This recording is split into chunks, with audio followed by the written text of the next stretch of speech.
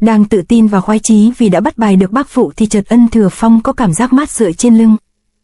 Cảm giác mát lành đó lập tức qua nhanh và thay vào đó là những cơn đau buốt thấu tim cùng giọng nói cười khoái chí của bác phụ. Những cây kim già nua này của lão phu đã giết không biết bao mạng người. Người có biết vì sao nó có tên là Bồ Tát Thiên Kim không? Đó là vì Bồ Tát có phép thần thông nên sẽ có mặt ở khắp nơi. Những cây kim của bác phụ không biết vì sao lại có thể tập kích được Ân Thừa Phong từ phía sau lưng. Chúng bất ngờ ập đến xé toạc tấm lưng làm da thịt và máu me bắn ra tung tóe. Rõ ràng là mình không cho hắn một cơ hội nào. Hắn luôn xuất hiện trước mặt mình vậy, tại sao vũ khí của hắn lại có thể tấn công mình từ phía sau như vậy được? Những cây kim này của bác phụ sắc bén vô song, ngoài ra nó còn được ông ta quán đầy kinh lực vào trong đó. Cũng may Ân Thừa Phong sớm phát hiện ra nên đã thổ kình hộ thể kịp thời, nếu không những cây kim này không những đoạt gân phá cốt mà ngay cả lục phủ ngũ tạng cũng sẽ bị chúng phá nát. Những cây kim này của ta ngoài dùng để trị thương thì cũng là thứ vũ khí để ta giết địch. Dưới mũi kim này những người được cứu sống không ít, nhưng những kẻ phải chết cũng nhiều không kém số đó là bao. Hôm nay ngươi được chết dưới Bồ Tát Thiên Châm của ta Âu cũng đã là niềm vinh hạnh lớn lao rồi. Ta đã hiểu ra rồi, thì ra đây không chỉ là những cây kim thông thường. Trong lúc bác phụ huênh hoang nói về sự linh diệu của Bồ Tát Thiên Châm thì Ân Thừa Phong đã căng mắt của mình ra quan sát, mở to mắt ra hết cỡ anh ta đã nhận ra những chiếc kim thép được phóng ra lần thứ hai đều được buộc vào những sợi chỉ mảnh như tơ. Nếu không để ý kỹ thì sẽ không thể nhận ra được điều này. Với những sợi tơ này bác phụ có thể tùy ý dẫn động những mũi kim này theo ý mình bằng những đầu ngón tay như múa rối. Đã nhìn ra được thủ pháp của đối thủ, Ân Thừa Phong lúc này vừa thở vừa cất tiếng hỏi bác phụ. Người có thể trả lời ta một câu hỏi có được không? Thật khó để ta từ chối yêu cầu của kẻ tử tội trước khi hành quyết. Ngươi muốn hỏi gì thì cứ nói ra đi. Ta muốn biết thứ sợi ma quái mà ông đang dùng trên tay đó nó là cái gì và dài bao nhiêu. Câu hỏi này thật là kỳ lạ, hình như nó chẳng liên quan gì đến chuyện sống chết của ngươi cả. Tưởng Ân Thừa Phong sẽ hỏi dò về thân thế của mình nhưng nay bác phụ lại nhận được câu hỏi đâu như vậy thì cũng cảm thấy kỳ lạ. Bác phụ không trả lời câu hỏi mà lại hỏi các cớ làm Ân Thừa Phong nổi cáu đốc lại. Các câu hỏi phải theo thứ tự và các câu trả lời cũng phải theo thứ tự như vậy. Thôi được rồi, ta sẽ chiều theo ý của ngươi vậy. 10 sợi tơ rời trong tay của lão đây là bảo vật quý hiếm có nguồn gốc từ đất Ba Tư. Chúng rất mảnh như tơ nhện nhưng lại cực kỳ dai chắc. Chiều dài của nó là 7 thước thợ may. Câu trả lời của ta đã làm cho ngươi hài lòng rồi chứ hả? Vô cùng hài lòng, ta rất cảm kích về câu trả lời chi tiết đó của ngươi. Ta đây cũng rất vui vì đã giúp được ngươi trước khi chết được bớt đi nỗi sợ hãi.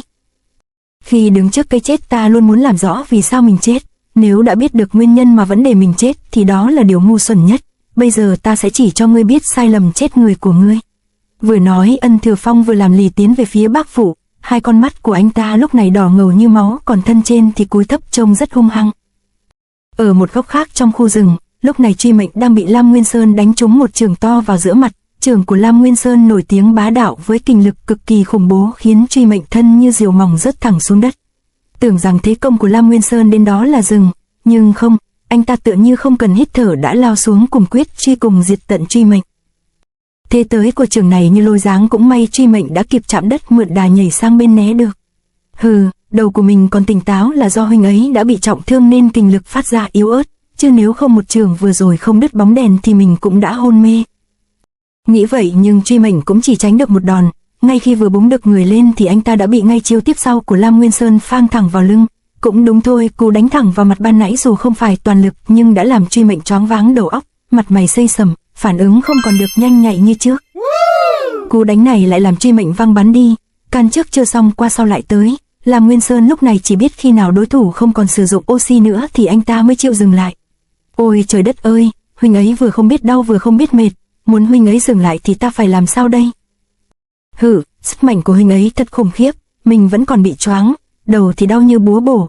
Có cách rồi. Thấy Lam Nguyên Sơn truy kích không buông, Truy Mệnh chỉ còn nước bỏ chạy trối chết, nhưng ngay lúc hoang mang này anh ta liền nghĩ ra được một kế hay. Truy Mệnh vung tay ôm vào một thân trúc lớn rồi đu người tạo thành sức bật đàn hồi hất anh ta ngược trở lại, vừa xoay ngược lại công với sức bật của cây trúc Truy Mệnh liền tung ra truy nhật trong Truy Mệnh thoái đối đầu trực diện với phong vân thủ của Lam Nguyên Sơn.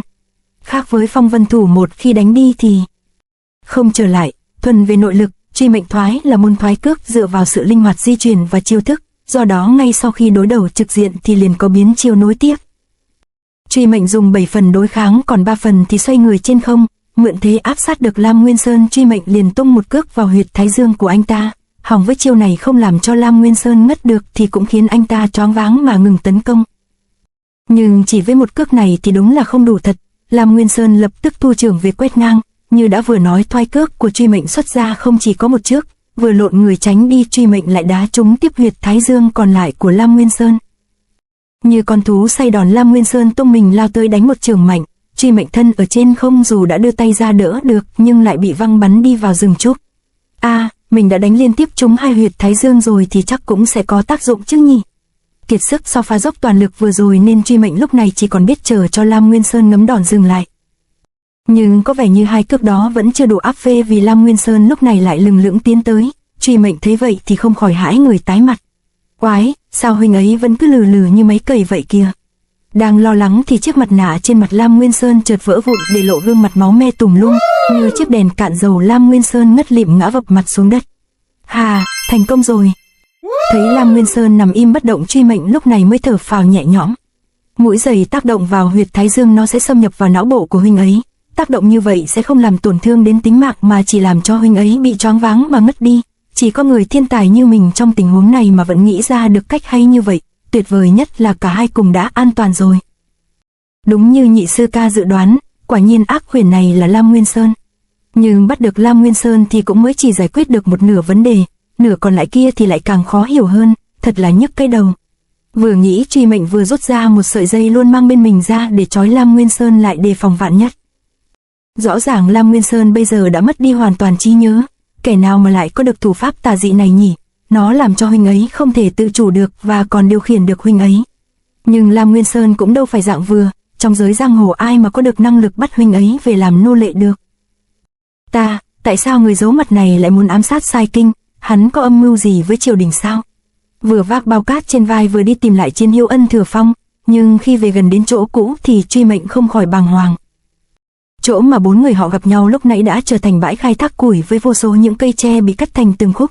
Truy Mệnh thực sự bị sốc nặng vì ở đây đang diễn ra một trận chiến hết sức khốc liệt và độc đáo. Độc đáo ở đây không phải là thanh niên bắt nạt ông già mà là cách hai người bọn họ quá chiêu. Hai người Ân Thừa Phong và Bác Phù liên tục múa máy, dù cho họ ở cách xa nhau đến 8-9 thước mà vẫn nghe thấy tiếng binh khí chạm nhau. Điều đó khiến cho khung cảnh trước mắt Truy Mệnh vừa thú vị lại vừa nghịch lý khó hiểu. Thì ra Ân Thừa Phong sau khi hỏi dò và khai thác được chiều dài của những sợi tơ của Bác Phụ, anh ta đã có được đối sách để đối đầu với Bồ Tát Thiên Châm. Ân Thừa Phong không còn áp sát Bác Phụ như lúc ban đầu nữa mà dùng dài đấu dài. Cách đánh này của Ân Thừa Phong dần đưa Bác Phụ vào thế bí phải liên tục thoái lui.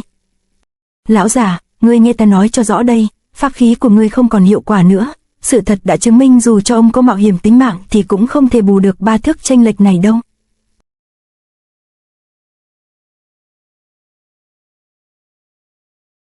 To be continued.